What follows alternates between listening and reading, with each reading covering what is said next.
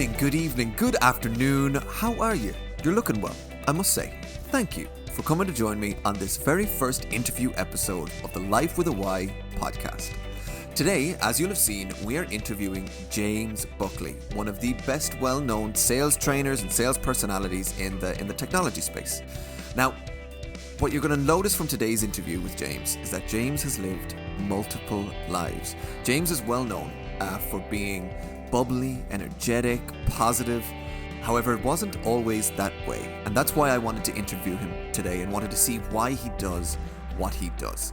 James has lived multiple lives and he gives us a very unique perspective on why people do what they do from different characteristics and from different viewpoints in his own life. We talk about his vulnerabilities, his emotions, his passions, why he's in sales, which is a very interesting choice given the beginning of his life, why he loves to do what he hates to do, and we touch on quite a bit. But look, in the next section of this podcast, I'm going to tell you more about what I knew about James before we had this conversation. Let's get cracking.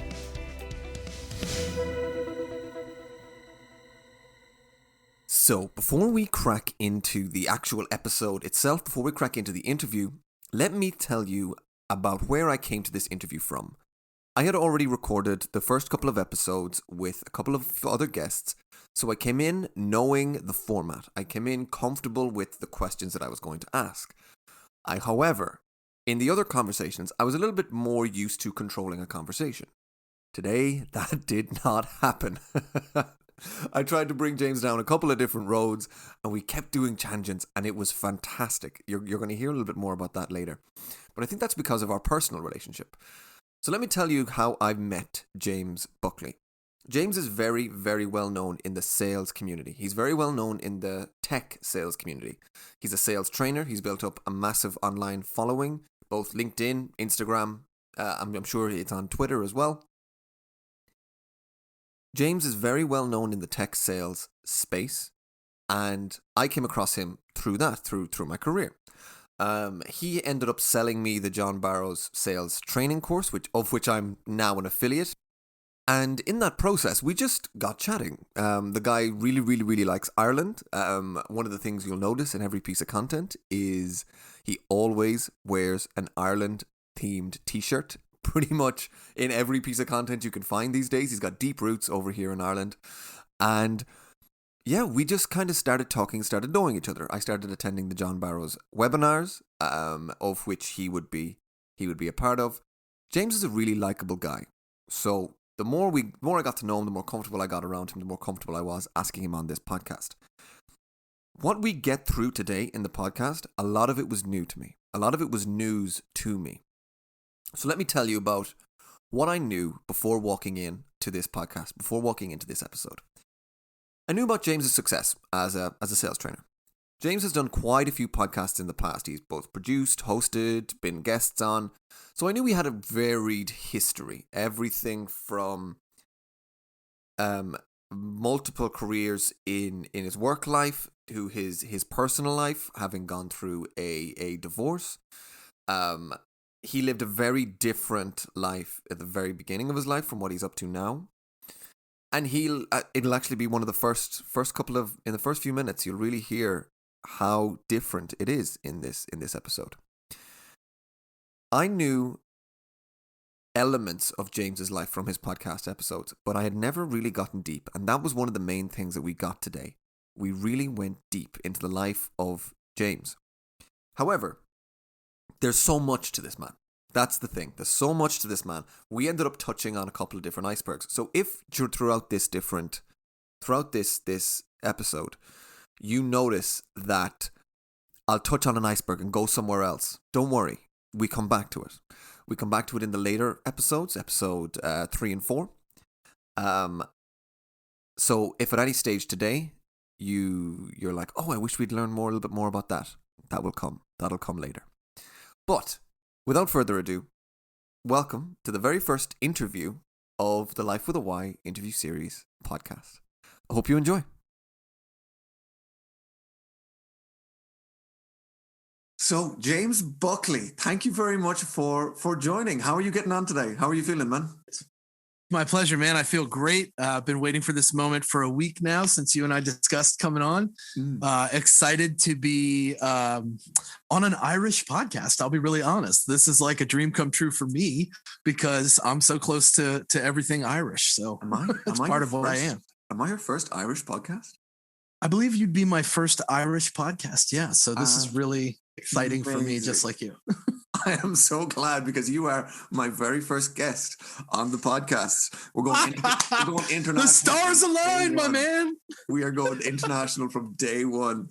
Oh man. Well, look, thank you very much for joining. At this stage, people will have a general idea as to who you are. I will have explained, who you are and how we met.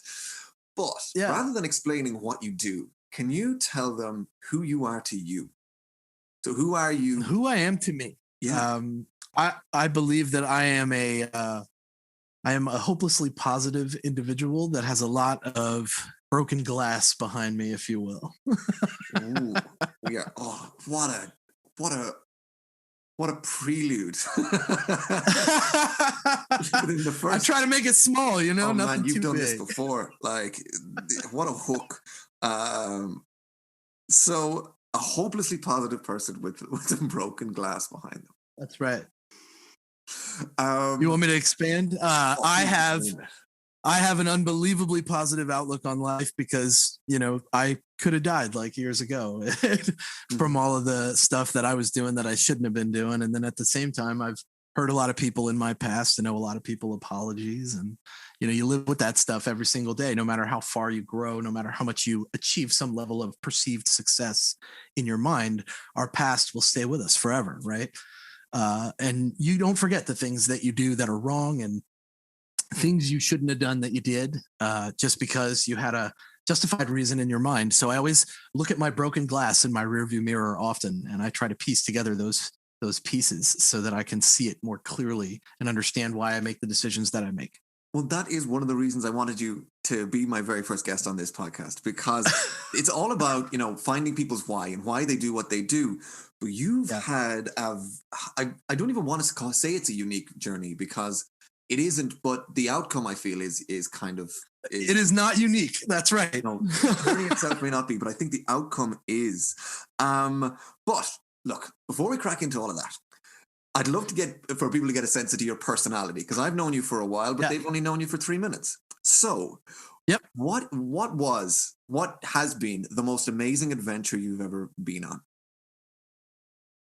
So I actually have two. I have two that I've been on that really stand out to me, and I consider these places now to be like my homes away from home because the adventures were so great, and I could go back 1,000 times over and still feel the same level of excitement and attachment. And the first one was my first trip to Ireland. I feel very connected to that island and its people and its history. I know a lot about it. I'm quite educated when it comes to the background of Ireland, as you know. Yes. And then at the same time, I feel the same way about West Africa, specifically Ghana. I've been there a couple times now, and we're going back in September of this year. Now that my wife and I are both vaccinated and able to fly and not put anyone in danger doing so. But I want to own land in West Africa one day, and I'd like to spend more time there. That those people and that place, the history there, changes who you think you are. You come back from those places, both of those places, you come back a different person with a little bit more respect for things that are greater than you. Well, both of those places will show you how small you are. Tell me a little bit more about the Irish trip, because we've had that. So I came to Ireland. It's always been a dream of mine. I had a missed opportunity actually to go to Ireland. My father died from Lou Gehrig's disease, and probably 2007. I want to say 2007.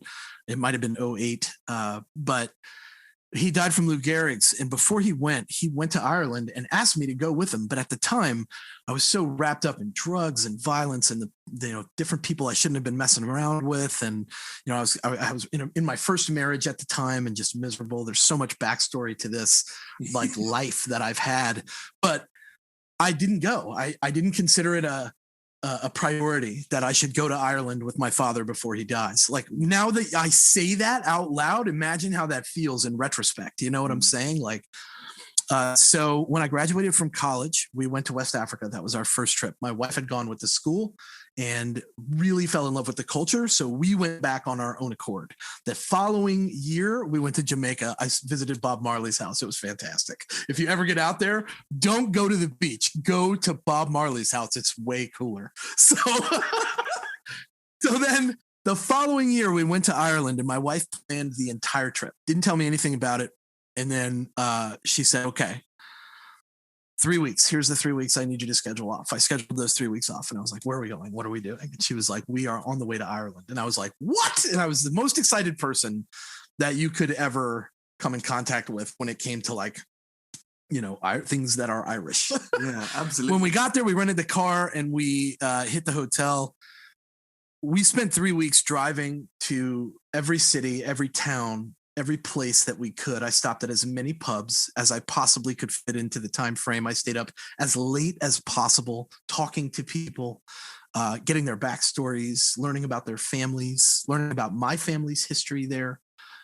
You know, there was just so much romance, if you will, tied to the experience of Ireland, its history. Like, you know, you talk about American history, you're going back a couple hundred years. You talk about Irish history, you're going back to the dawn of before a monotheistic perspective, when the river gods were a thing and the clans worshipped at a totally different level, right? Druids. I mean, it goes back to like before the concept of a Christian God, if you will. I mean, that history alone is enough to keep me there forever. You visit places like St. Canice's Cathedral in Kilkenny, and you know in that moment that you could spend an eternity there and never lose the level of happiness that you're in that moment. That's why I asked that question, because anybody listening to you now will understand exactly how passionate and energetic you are just as a person. And I think it's one of the reasons why we've been able to like chat as much as possible and chat as much as we have. And I really wanted people to get a sense as to who you are today. But there have been a couple of different versions of you. And I'm very fortunate in that I only know the current one. However, everybody that's connected to me, you're very lucky that you know me now.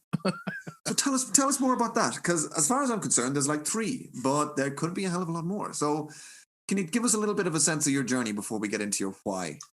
Yeah, so and there's probably an enormous cohort of 80s children that will relate to this, but I was the Ritalin kid. As a younger guy, real young, like 4 years old, was diagnosed early with ADHD, attention deficit hyperactive disorder. Okay, fine. Slap a label on me. Super fun, right? In the 80s, when this hit the scene, parents everywhere were like, oh, this sounds just like my kid. He can't sit still. He doesn't pay attention. He talks uncontrollably. He's constantly bouncing off the walls, even though all I feed him is sugar. Like these were like thoughts that parents were having in the time period. And Ritalin was brand new, wave of the future, control your kid and keep that level of focus so that they can do better in school, be more consistent with their grades, retain more information, slow their mind down a little bit so that they're focused on what they're learning. This was the wave, the movement that was happening at the time. So a lifetime of taking pills every single day and feeling like a zombie and not myself. And then it's where like you cheat and you don't take the pill and everyone can tell because you talk a mile a minute and you're bouncing off the walls and your brain can't focus on something for longer than 5 seconds, right? Ooh, shiny is like the way that you grow up. What age were you when you were started on Ritalin?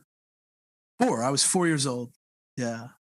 Well, that makes the next chapter a little bit. 1985. I would have been 1985. That makes the next Dr. Shelley. She was amazing though. Let me tell you, I could come into this lady's office and I could sit there and tell her all my problems as a little kid. And she would say things to me that made me feel better and made me make decisions better. And like, you can't overstress the amount of need for help in today's environment. Like, before her time type stuff. Dr. Shelley, if you're out there listening to this, mad love, That's fantastic. Yeah. Well, I'm glad that you had that. But that makes the next step a little bit easier to believe. So what started when you were 11? So I was probably 11 or 12 when I started smoking pot and drinking. You get into your dad's booze. There's this like refrigerator in your garage as a young American kid in the 90s that's like full of nothing but Bud Light, your dad isn't going to miss 11 of them, so you take off with your friends and go pound a bunch of beers. And, you get addicted to, that screwed up feeling, that feeling of getting messed up. And yeah, that happened for me at a really young age. And I chased that for a really long time in my life. And it led to some pretty rough times. But even through school, man, like I was the biggest jerk. I was bigger than most kids. Everybody liked me. So I had a lot of backup. Like I remember Jason Feldman, who is a friend today, lifelong friend. Him and I did not hit it off well. We had a crush on the same kid. And he was like, I'm going to meet you at the mall and I'm going to bust you up. And I was like, all right, well, you bring your clique and I'll bring mine and I'll see you there. And he showed up with the chick that we were fighting over and another girl. And I showed up with like 30 big dudes. So, you guys had different ideas as to what was about to go down. It didn't go the way he thought. He ran. Everybody chased him. I didn't say, go get him. Like that never happened. But they all chased him down and it didn't go well for him. And him and I ended up connecting again in the hallway once at school. That it didn't go well for either of us. And after that, I met his little brother, and his little brother and I became really close. And him and I suddenly were able to like put this behind us and become friends. This man is a firefighter today. So is his little brother. And we are good friends. We talk on Facebook all the time. This guy goes back to, 5th grade with me. So, I was a bully. I later became a bouncer at nightclubs. This was just an excuse to put my hands on people. Like, the job of a bouncer, for those of you that have never been in a nightclub setting and seen these guys that are standing against the wall, I worked with a lot of these guys. The job is not to fight. The job is to avoid the fight, which means you have to neutralize people and move them out of the scene. We had many nights where we left the bar at 4 o'clock in the morning, 5 o'clock in the morning in Miami, and the people that we had thrown out of the bar were standing outside waiting for us. There's no one around for anything to stop happening, right? Like, yeah. It was a really interesting time in my life. And then I started working, I would say 2000. So I was like 18, 19 at this point. 2000, I picked up a part-time job at the University of Miami in their telecommunications department under Cesar Ferrero, one of the meanest sons of bitches you'll ever meet in your life. This was like, a giant man that would call you into his office and be like, what are you doing, Papito? You're wasting my time. Like, okay, yeah, close the door just so he could yell at you for a while and then tell you to go back to your desk. But I worked under this man for 6 years, and I learned all about Windows XP and the networking of the time and fiber optics and, all the things that were making internet strides at the time were a big focus for the University of Miami at the time. And I got to learn a lot about technology. And that's kind of what led me into this path of tech sales in a way. I spent 15 years in the kitchen as well. I used to be a cook. I cook for my family every night. My wife's not made a meal in 14 years. She's not welcome in my kitchen. So, yeah. Yeah. So, it's a lot of bouncing back and forth to like become this eclectic individual with all these life experiences behind you. I think that's what helps make me relatable. Yeah, absolutely. You've got quite a few life experiences. Some more defining than others, I'll say. And it's funny because anybody listening to this who hasn't met you won't necessarily know the version of you that I know. And we will come to that. We definitely will come to that. But I want to start with where you started rather than where we're at now. Yeah, sure. Can we chat a little bit about what I see as one of the bigger moments? And I hope you'll share the same opinion. Without giving the story away, I'm just going to say that you had a football in your chest, and that I hope will trigger story. Yeah. That was a good moment for me, even though when you look back at it, people mostly think it's a bad experience. But if it wasn't for this experience, I don't think that I'd be who I am. So this goes back, I want to say 2006, 2007, just before I left for Tennessee. This was the catalyst for me leaving Miami, Florida. I was working at a restaurant there, local restaurant that shall remain nameless. If you know me and you're connected to my past, you know what the restaurant is I'm referring to in South Florida. Cocaine abundance, right? Like I had developed this terrible habit of, probably an 8-ball a day, sometimes 2 if it was a Friday, and that's a lot of Coke, so I'm at work and I'm working the fryer and I'm cooking and I'm cleaning this fryer and I'm probably on like my, I don't know, second or third 8-ball of the evening. I'd been there all day, start to finish, but I'm feeling great, right? Who's not on your second 8-ball? So somebody comes in and they're like, Jim, and I turn my back. And when I moved, my hand with the rag in it had slipped into the grease. If you know anything about deep fryers, these things are like 350, 375 degrees, sometimes hotter. So I very quickly pulled the rag out of the grease so that my hand would not burn. But in the process of doing that, I had kind of splashed some grease on my chest. You can sort of see some of the scarring there. Yeah. And then my chin got the most of it. So I can't grow any hair right there in that spot. That's kind of bald, right?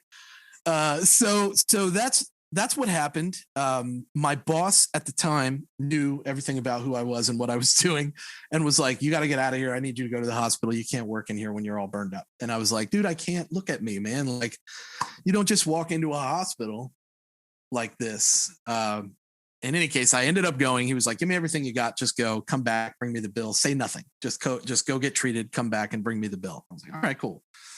So I come back, I go to the doctor's office. Doctors are not stupid. Doctors are trained professionals that do this day in, day out. They've seen it all. They've done it all. There's nothing that's going to surprise them. The moment they look at you, they know you're messed up. The moment they look at you. So I'm in this hospital bed and I've got these fluorescent lights on me and my eyes are like the size of headlights, And he says, I'm going to do a chest x-ray just to be safe. So does the chest x-ray, comes back, throws it up on the light and says, do you see this white mass about the size of an NFL football that's pushing on your rib cage? And I said, yes. And he said, that is your heart. I'm not going to tell you how to live your life. I see people like you in and out of here all day, every day. But if you don't make some changes, at any moment, your heart could just rupture and no one could save you. Even here right now, if it happened, I wouldn't be able to do anything. You'd bleed out in like 8 seconds. Your heart is too large. It's pumping too much. So the next day, I woke up and I packed everything I could onto a truck and we moved to East Tennessee. Damn, that is one hell of a TED Talk. Yeah. Best move I ever made, though. Best move I ever made. I have been cocaine free now for 14 straight years. Every day I wake up, I put my feet on the ground, and that's the first thing I think in my mind. Sometimes I say it out loud. I'm not going to do any cocaine today. Really? 14 years later? Yeah. 14 years later. I still think about it all the time. I tell people all the time, you have to embrace that part of it. You have to live in the past if you must. That part of it is important for former users. Tell those stories, remember them, share them with people that think doing cocaine is fun.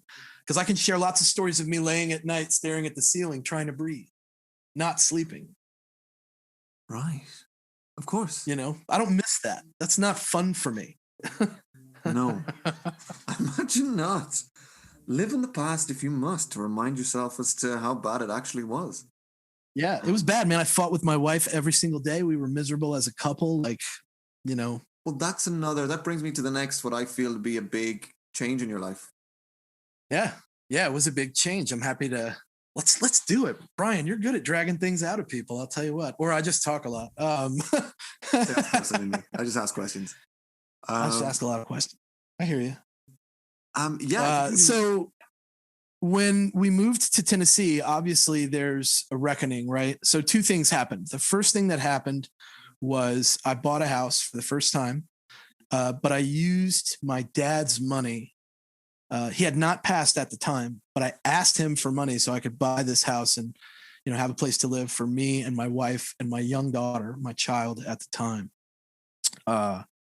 When we got the house, everything seemed like it was going to go fine. And then about 2 years later, my dad passed and I immediately, relapsed. That was the one time that I had an issue here in Tennessee. The good news was that the cocaine here was so bad that I was like, this is it. This is where I could spend my whole life. I'll never do cocaine again. This is awful stuff here. Wow. So that's hilarious. That's it's good, right? It's fun. It's fine. So it's like there's that element of waking up in the morning and being like, I'm not going to do cocaine today. But even if I decided to, it would be awful. So I'd be an extra part of not doing it. I would be mad about it. So I'm not going to do it. So, after I relapsed and sobered up again, I realized that, we were just spinning our wheels. I was very unhappy in my marriage. I wasn't happy with the person that I was with. So I made a decision. I left. Well, the short story is that it took me 3 years to get a divorce. And I basically lost my kids through the process. The courts were all willing to say that I could visit them, but to actually enforce that and make it happen was a different story altogether. And then, over time, you realize that what are you really trying to do? I could easily spend $5, $10, $15, $20,000 right now and drag my ex-wife back into court and get temporary custody of my kid if I really wanted to put them through that again. But you don't. So years go by, before you know it, you're grown, they're kids, they're teenagers now. You've had a handful of conversations with them over the last 5 years. Most of them are pretty superfluous, surface level. Your kids are, and I'm going to say this as gingerly as I can, your kids are influenced in a big way to have an opinion of you, even though they don't know you, when you're a father that doesn't have access. Let me tell you that there are a lot of people that have this problem, not just me. I'm not alone in a fatherhood that is absent involuntarily like that. I'm not going to force myself on my children in their lives, nor am I going to put myself in danger by coming in contact with my ex-wife, who has not historically been the best figure in my life. So there's that element of like loss in me that never goes away, man. I mean, it never goes away. I wake up every day thinking about what my kids are doing this morning, So yeah, we went through a really nasty divorce. I'll spare you the details of it. But I'll say that I hold the crown for the most absurd divorce proceedings that have probably ever been heard before. And I would love to hear anybody's story rival mine. I'll give it to you one-on-one anytime you want. Reach out to me. I would love to hear it. We'll compare and contrast. I hope people are getting the same sense of you that I am. We've just talked about being on drugs from the age of 4, some of which prescribed, some of which not so much.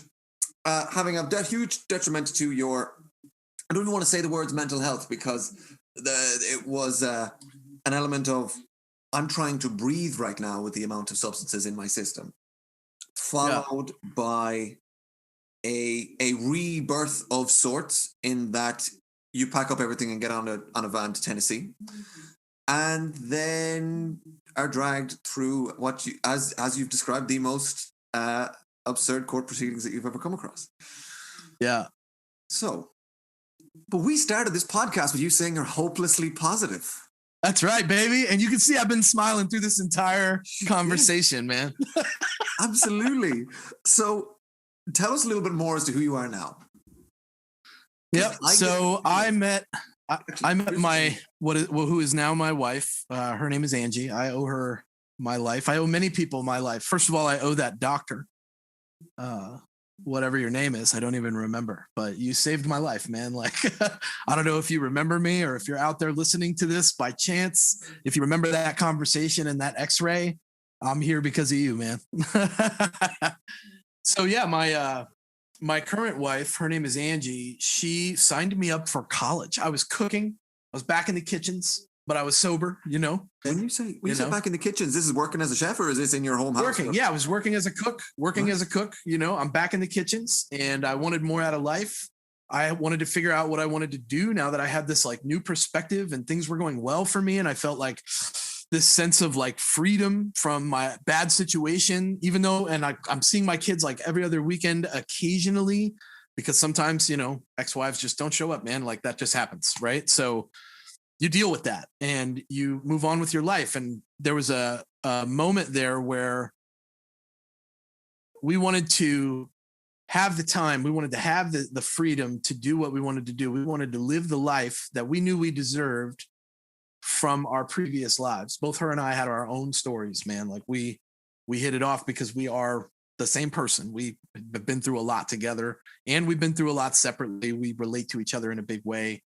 And we wanted the lives that we thought we deserved. So she went to college for 1 semester, community college right here in Tennessee. Loved the experience. The next semester, she said, I signed you up for classes.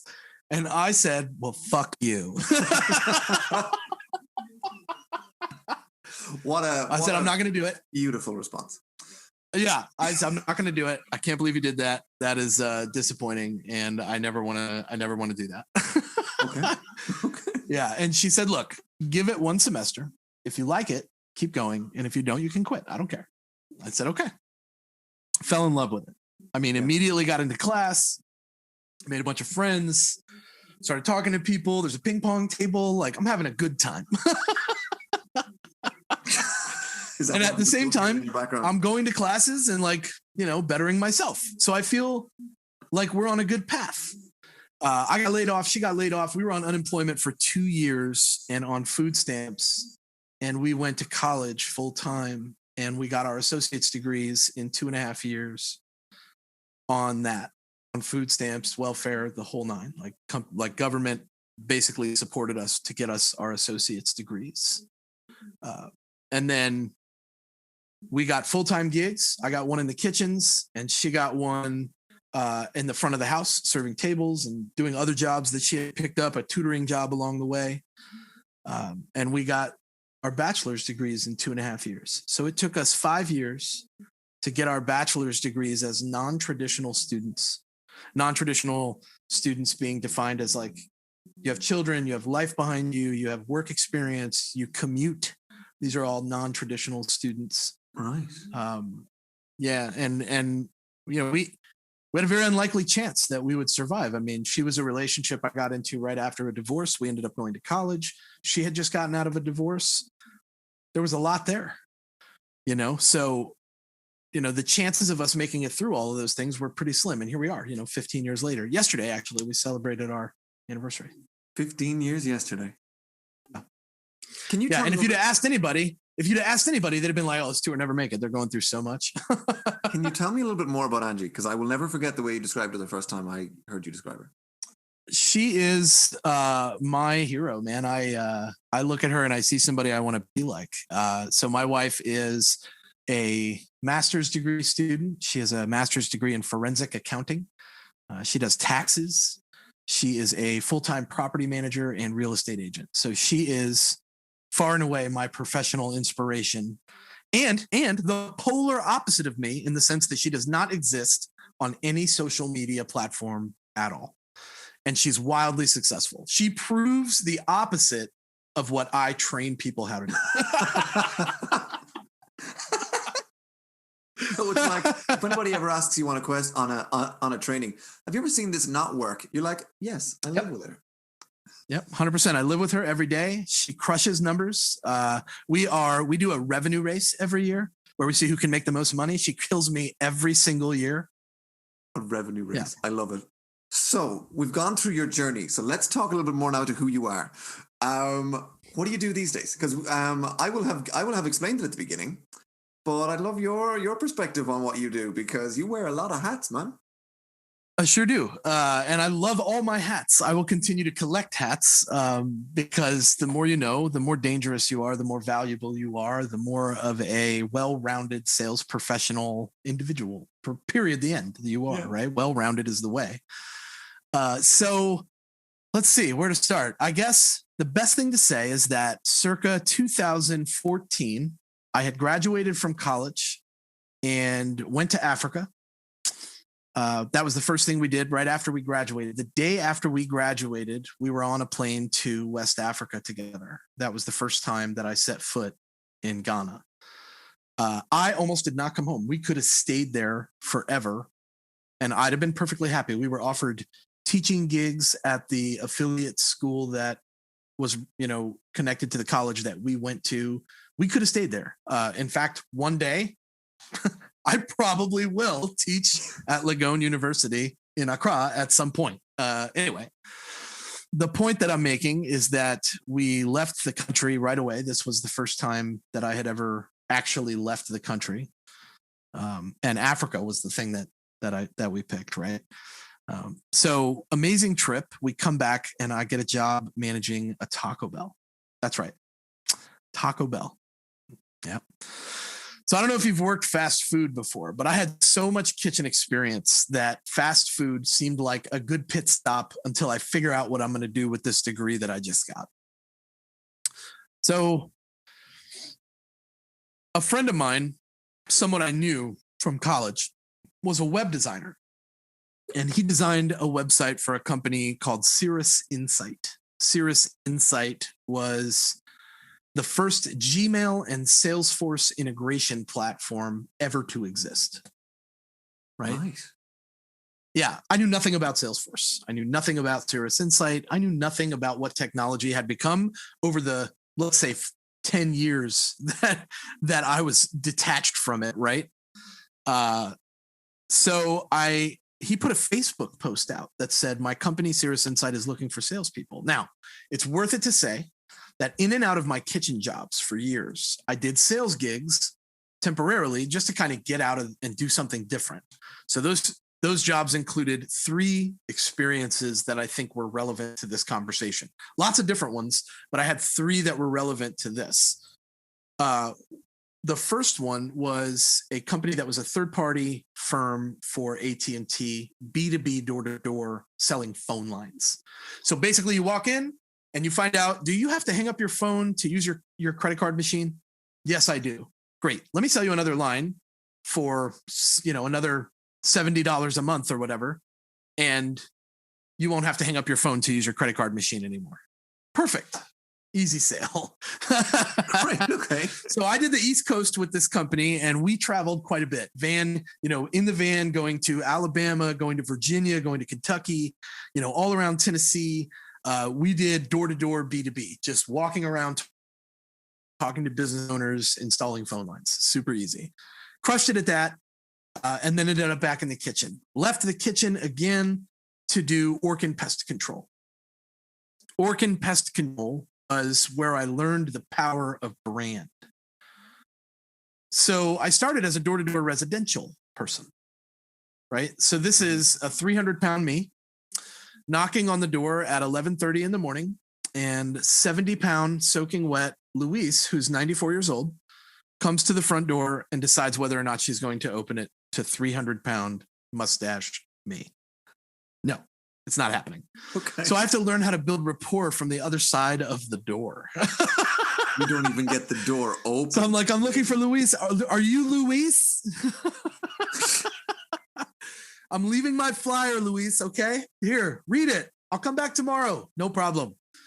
I'm in and out of these neighborhoods constantly. I'm like walking around, I'm parking my truck, I'm knocking on doors, sweating my ass off, man. I mean, it's 1,000 degrees outside. I'm walking around in the heat in khakis, a long sleeve button up shirt, my mustache, and the hard hat. Orkin man, bro. Like everything that you've ever seen about Orkin, I was the guy. Okay. So what I did was every day at lunch, I would park at gas stations, park at grocery stores, and I'd go in and buy like a cold drink, and I'd come out and I'd sit on the back of my truck, my Orkin truck with all the equipment and everything. They deck you out, and I'm eating my sandwiches. And what started happening was that I had started having people come up to me and ask me questions. Hey, I think I might have an ant problem. Can I get your opinion on what I'm seeing? Hey, can you tell me about roaches? I think I might have a problem because my neighbor has a problem. Hey, I think my kid might have brought home some lice. Can you come by and maybe take a look and see what I'm seeing? I had all these like weird questions coming at me as I sat there and ate lunch, and it dawned on me like, dude, stop knocking on doors. Just drive around and find busy places to sit, and people will see you and ask you questions. So I did this because the Orkin brand was so recognizable. That red diamond with the white Orkin logo on the side of it, right? Like I'm just sitting there and people are asking me questions and I'm handing them out my card with my number on it. My phone starts ringing. When can you come out? I'm setting appointments. I'm closing deals. Like I stopped chasing it. Yeah. And I started using the well-known brand to my advantage. And that was like the epiphany for me. Like, oh, I get it. Yeah, absolutely. So fast forward after all those jobs, I see this Facebook post that says Cirrus Insights hiring salespeople. I reach out to him in the comments and I say, I'm down, call me. He calls me. He connects me with a guy named Zach Metters. Zach Metters was the business development manager at the time at Cirrus Insight. Him and I sat down at Archer's Barbecue on Kingston Pike in Knoxville, Tennessee for 20 minutes. We had a conversation that was half English, half Spanish. I'm from Miami, so we were able to do that. We go back to the office. We play 2 games of ping pong, and he's like, "You should put your 2 weeks in." at the restaurant. I was like, "All right, cool." So I put my 2 weeks in. Suddenly, I'm a BDR. Just like that, I'm handed a laptop and a phone, a Chromebook. They gave me a Chromebook to start. Jesus, okay. So I get the Chromebook. All right, I got the phone numbers. I'm learning about Salesforce. I'm dialing. I'm sending emails. I'm follow-ups. You know, people like me. They talk to me. Amazing, right? I'm setting meetings. Next thing I know, they're like, "James, you sound great on the phones. What do you think about doing events with us? Going out, representing the company, being in front of a booth at an event?" I'm like, "Yeah, let's go." So Dreamforce 2016, the biggest Salesforce event in the world, like 200,000 Salesforce users at many, many companies packed into San Francisco. And before I know it, I'm standing in front of a booth and just holding up gift cards going, "Free Starbucks." And people are talking to me. And I'm like, "Have you seen Cirrus Insight? Let me show it to you." Right. We're doing demos at the booth. People are giving me their cards. I'm giving them mine. I'm coming back from the event, following up. Dude, I am crushing it. Like, it's just all falling into place. I'm getting raises left and right. They're like, "What do you think about going to do events more often?" Zach and I visited like 50 or 60 cities in like 4 years.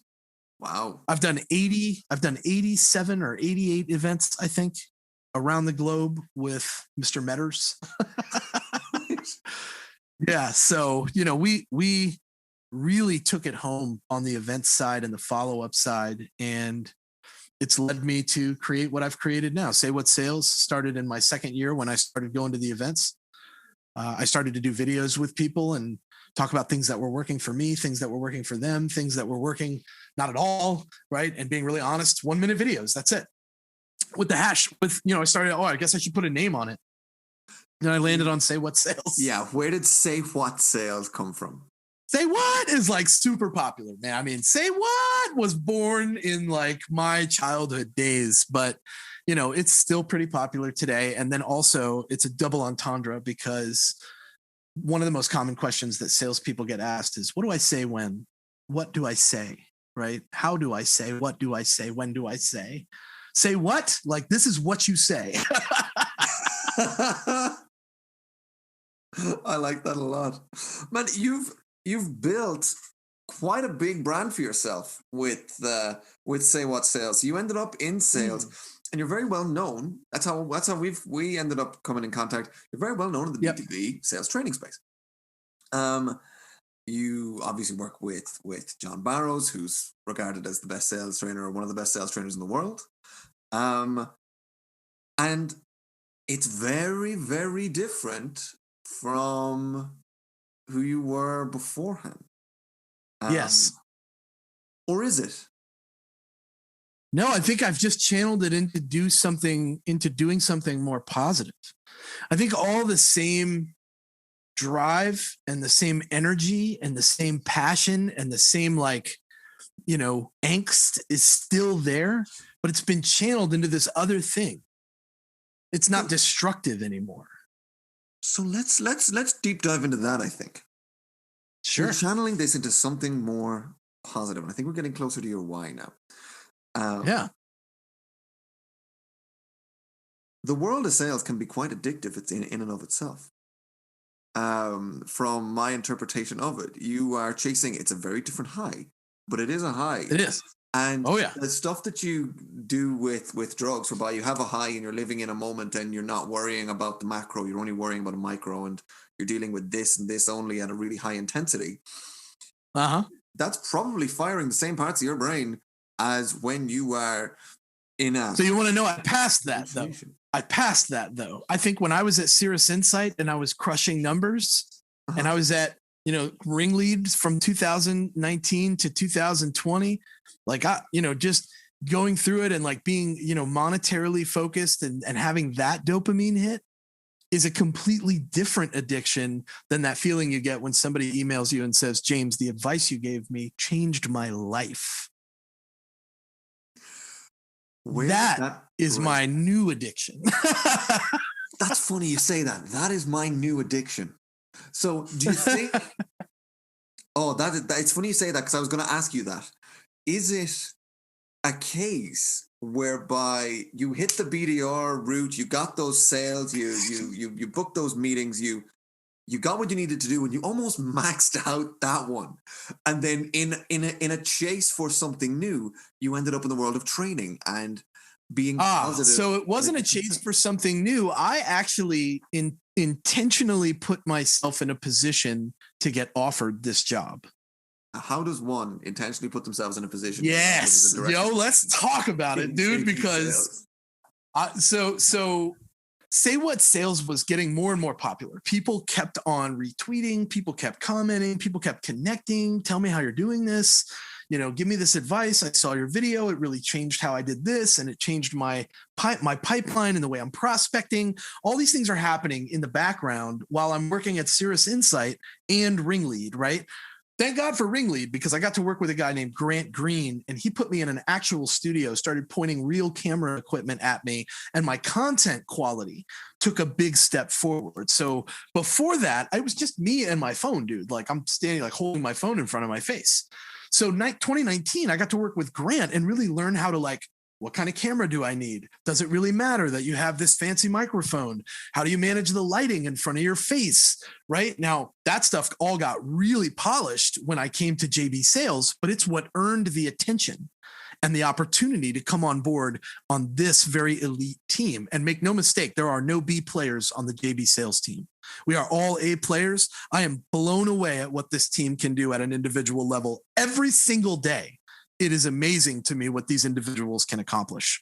That said, what earned me this position was literally years of consistency in delivering value, preaching the praises, singing the praises of what the training that John Barrows and Morgan J. Ingram was delivering to people could deliver, to reinforcing their lessons in the conversations that I was having, pointing people in the direction of JB and Morgan so that they could get the perspective that they needed to be successful building their team.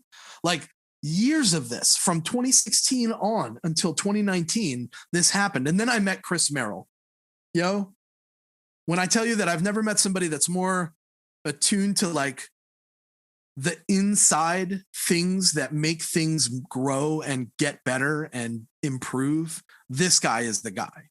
Like, the levers and the wheels that exist, I'm like being able to see something across the plane and know how everything you do impacts every piece of the business. This is the guy to learn that from. And him and I hit it off right away. Similar backgrounds, lots of different things that had happened to him in a different way, like just sharing our experiences. The guy drinks whiskey just like I do to enjoy it instead of getting shit-faced. Like it's a very all of this stuff like really matters. And him and I hit it off right away. Well, turns out he's known JB since they were like 5 years old. Full circle, man. Like, Morgan and I connected. Then John hired Morgan, which was like a green light in my brain. Like, holy shit, this can happen. I could work for John. That's amazing, right? Consistently delivering the value, always being on their radar, joining them for events. This type of stuff is the type of stuff that puts people in a position to get their dream job. This is my forever home. The man will have to fire me if he wants me to go away. Okay. I love that. I'm going to clip that and send it to him.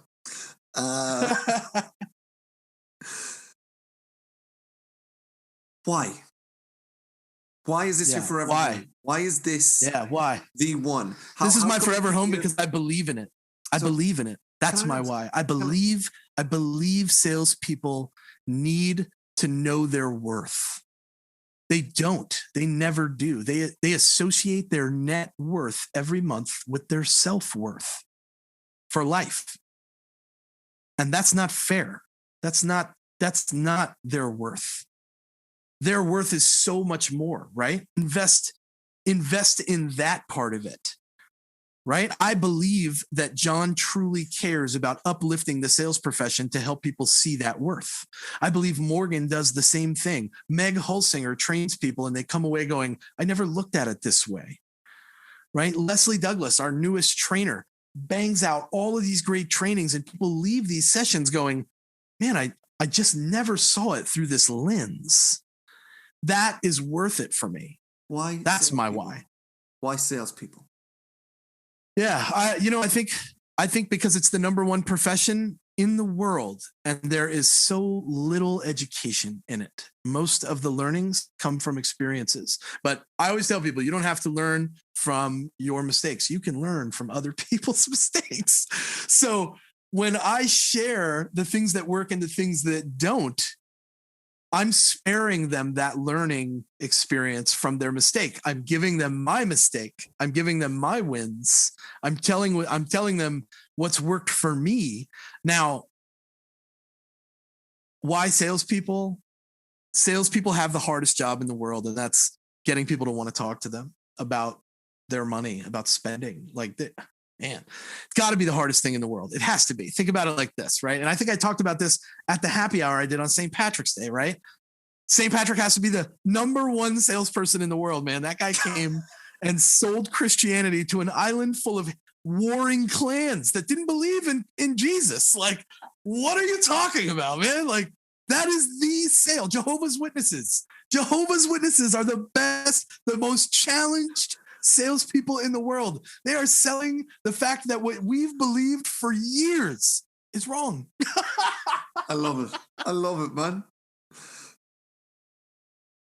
Salespeople, because I'm passionate about sales, because I like the art and the science of sales. I have one question that I think might help me to tie I have so many. that I think might help me to tie this all together. Before I'm gonna ask this, and I hope it's one you haven't gotten before. Before you met Angie, so that before the area of your life before then, yeah, was there an element of loneliness in your life? You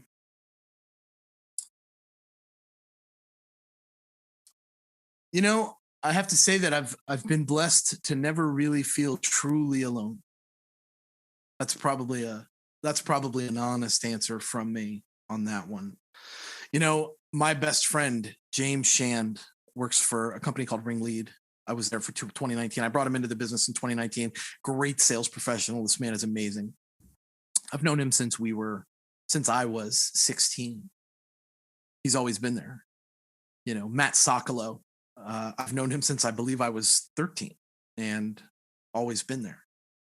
My mother is my number one fan. And let me tell you that my mother and I really have been through a lot. Like you and I have scratched the surface on experiences that changed my life. And my mother is a warrior, a soldier. She made it, man. She made it through some shit. Yeah. And she made it through my shit. And I gave her a lot of it. You know, I've never my father, despite all of his aggression and anger and addiction and the way that he lashed out at us as children and, you know, was a relatively violent man, was also loving, extremely knowledgeable, very helpful, driving, compassionate, you know, loved music, had a lot of great qualities about him. You know, we can find the good and the bad in everybody, but one of the things that's always been good for me is that I've been surrounded by people that love and support me my whole life, even in my worst times. So have I ever really felt a sense of loneliness? I think that if I had to say the truth, I would say that there's probably a world of individuals out there that have felt loneliness on levels I've never even dreamed of. James, you've pinged a fire in my brain with something, and I'd love to get your thoughts on something. Yeah. So you've explained your why you love that element of of helping salespeople. Yeah. And you mentioned that salespeople is the best job in the world. I'd love to get your opinion on something.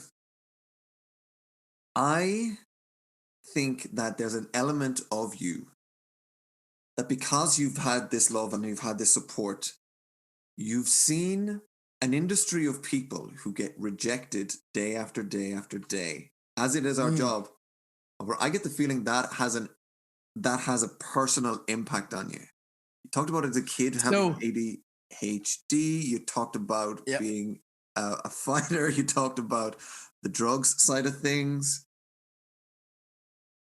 And I feel like you've very much, every part of you identifies with the struggle of salespeople and the fast-pacedness and the addictive qualities that we have as salespeople. I think all those things are right, and I think you're on to my my why, if you will, right? But I also want to point out that I like helping people. Period. I'm the first guy to help an old lady cross the street, or hold a door for a lady, or let my wife pull my wife's seat out when I take her to dinner. You know, there are people that make comments in our lives about the thoughtful things that I do, and I'll be real honest with you. My why is that I got a lot of really shitty things in my past that I got to make up for. I've done a lot of really terrible things that I'll spend the rest of my life apologizing for, subconsciously and consciously. Do you think you'll ever forgive yourself? So, sure. Yeah. I mean, you know, I think I have. I'm doing it now. I'm doing it with you right here, right now. This is how we do it. You know, we get it out there. We be honest about it. We tell people what you learned. What did I learn about being an asshole? Nobody likes a fucking asshole. I learned that, right? That's 100% true. You lose a lot of friends when you're an asshole. You know, what do you learn about addiction? You learn that it puts you in a hole that you have to spend a lifetime crawling out of. What do you learn about therapy is that it's necessary to be able to get that help you need and talk to somebody about your problems that doesn't judge you, right? What do you learn about growth? You learn that you're going to get out of this life what you put into it. What do you learn about success? You learn that it's defined differently from person to person because of our veil of ignorance, our experiences in our past. I think, based on what you've said, I think your addictions have changed. I think you're addicted to people. I think you're addicted to people. Amen to that. Yeah, I think that has to be. It's pretty entertaining. I'll give it that. It definitely is entertaining. Man, before I let you go, I have one question for you. Yeah. You're very open about everything, as we've just found out. So what is it? Is there something you wish people knew about you that people don't know about you? Yeah, I wish people knew that I struggled with self-confidence and struggle with acceptance and being good enough right now, today, every day, just like you do. When we project confidence, it doesn't mean that we don't have moments of doubt. It's important to realize our flaws as human beings, and I have my own set of flaws.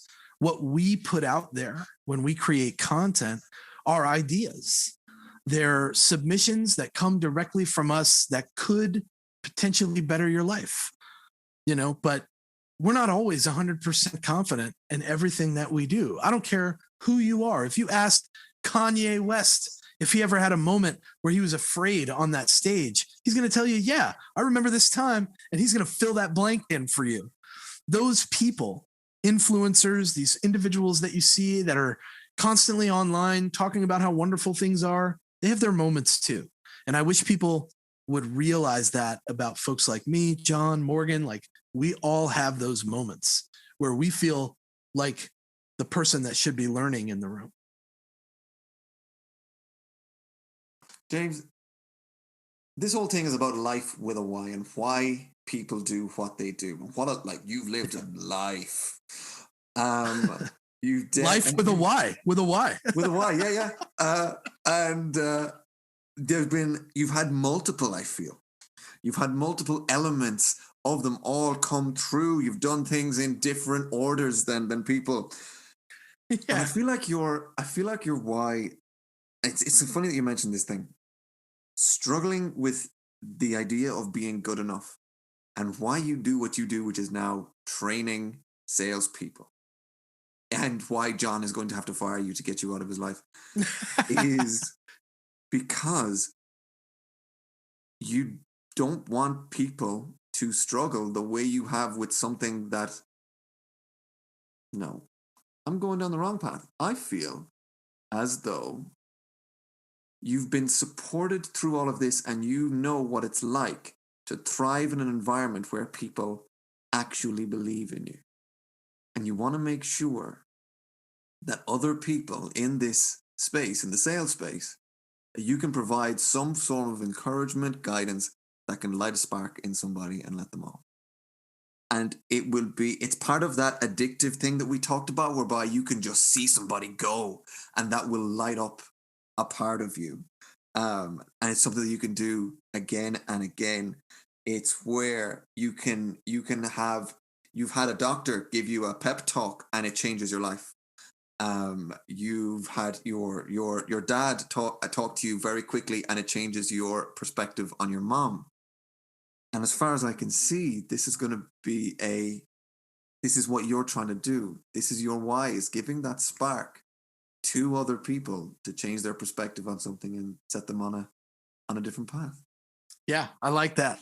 I love changing people's perspectives. I have a phrase I shoot for on all my calls.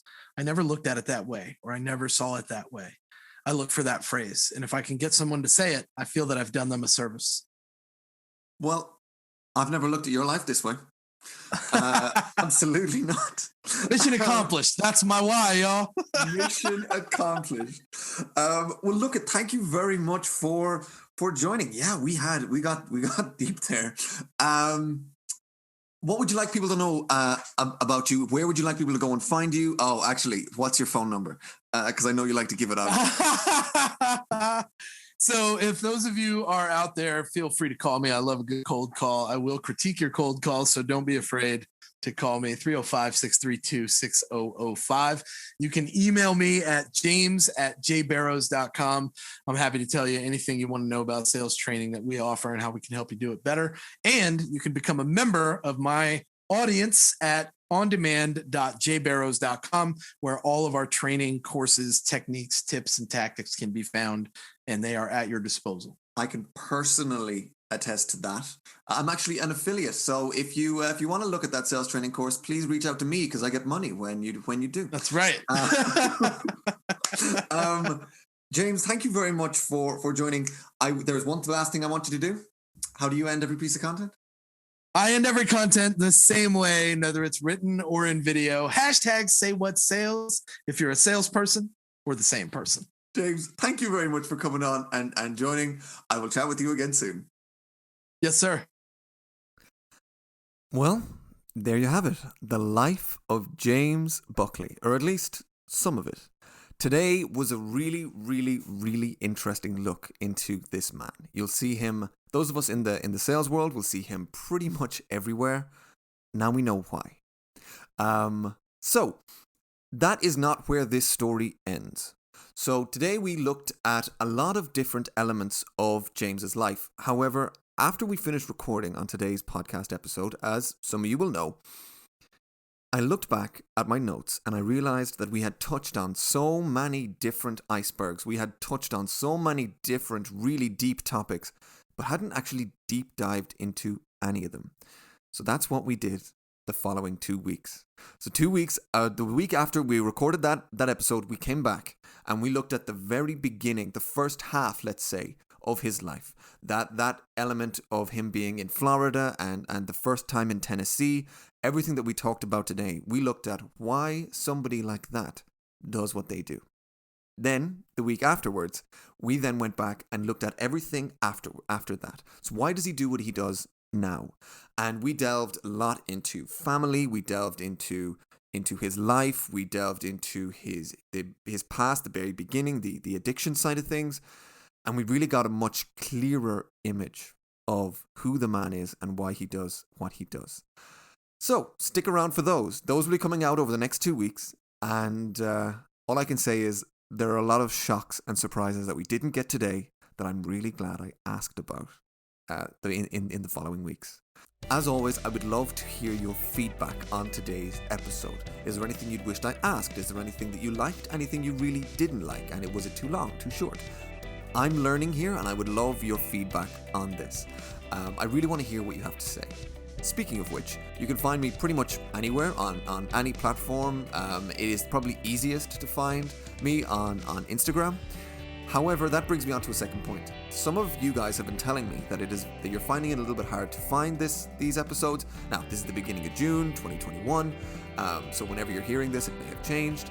However, if you're finding it hard to find the episodes, please let me know, and also please start searching for it online. The more that the algorithms realize that people are looking for me, the easier it is for them to serve it up to new people. At least that's the way I think it works.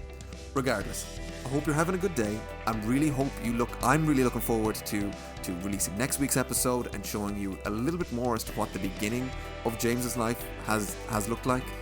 And as always, if there's anything that I can do for you, please do let me know. Have a good day, guys, and I'll chat with you again soon.